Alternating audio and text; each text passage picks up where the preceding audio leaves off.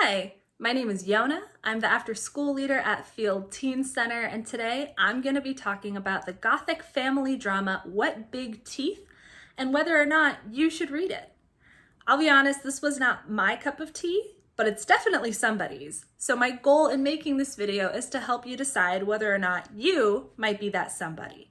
I'll explain what the book is about, some pros and some cons, some other books it reminded me of, and hopefully that will help you decide if it should be the next book at the top of your to-read pile. What Big Teeth is Rose Szabo's debut novel. It came out in February 2021, and it's about a homecoming gone very wrong. Eleanor is 16, and she's been away from home for 8 years because her grandma Persephone sent her away to boarding school.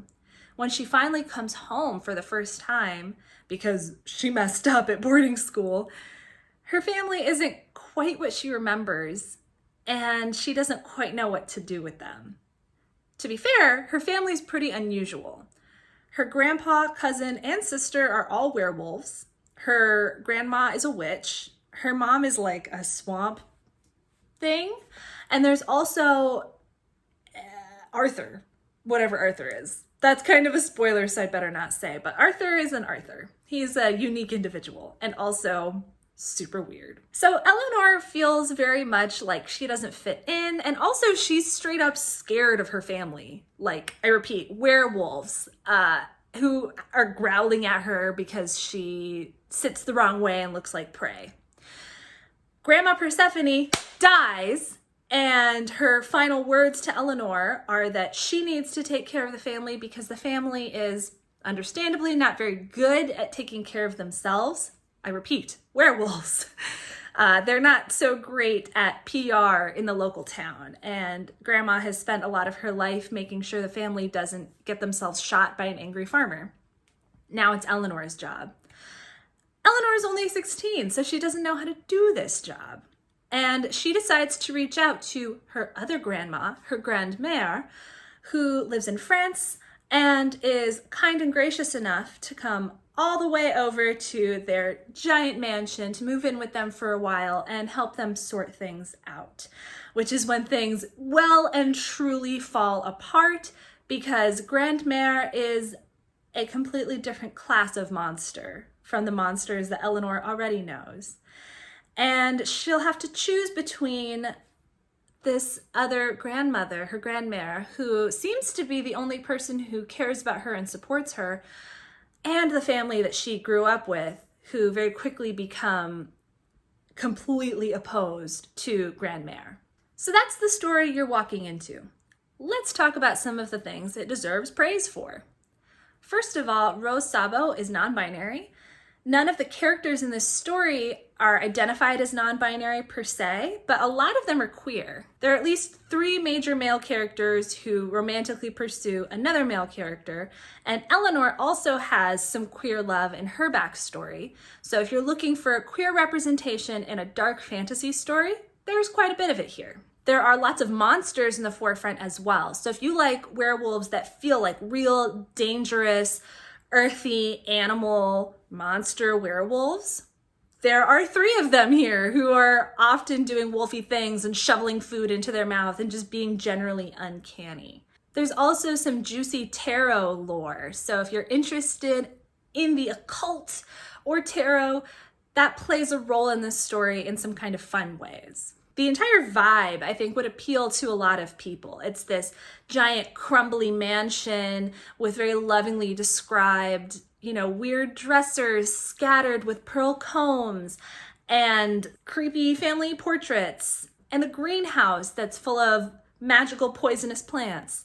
So if you're into that, you will really enjoy this setting.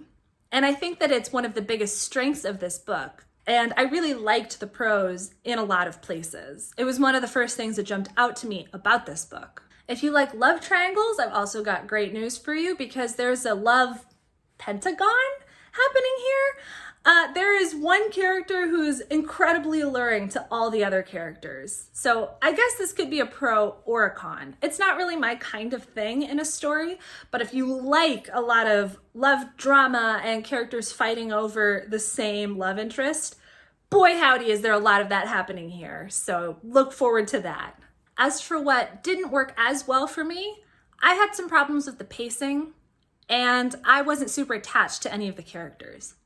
I'm pretty particular about the kinds of stories that I like, so I think a more casual reader who just wants to sit down and soak up the vibe might not have a problem with it, but I did. The premise of the story reminded me a little bit of Wicked Fox by Kat Cho, which is about a gumiho, or a nine-tailed fox girl, who is kind of at odds with her own monster nature and with her mom, who's also a nine-tailed fox, and has fallen in love with a mortal boy. So she's trying to kind of hold back her monster nature, which is definitely something that Eleanor struggles with a lot as well.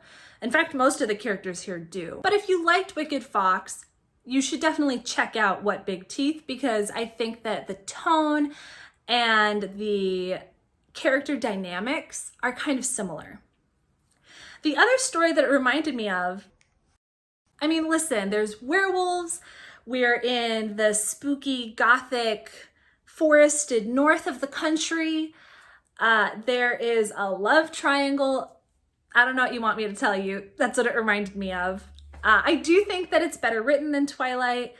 I didn't like Twilight either, though, so do with that what you will. That said, I do think there's a reader for every book. I was not the reader for this book, but I think many people already have been, and maybe you'll be the next reader for it. So definitely send us an email or a DM on Instagram and let us know, are you gonna read this book, yes or no? If you're looking for more book recommendations, you know where to find us. We would be happy to give you some ideas for the next book to read, or just to say hi. Thank you so much for watching, and I hope you have a great day.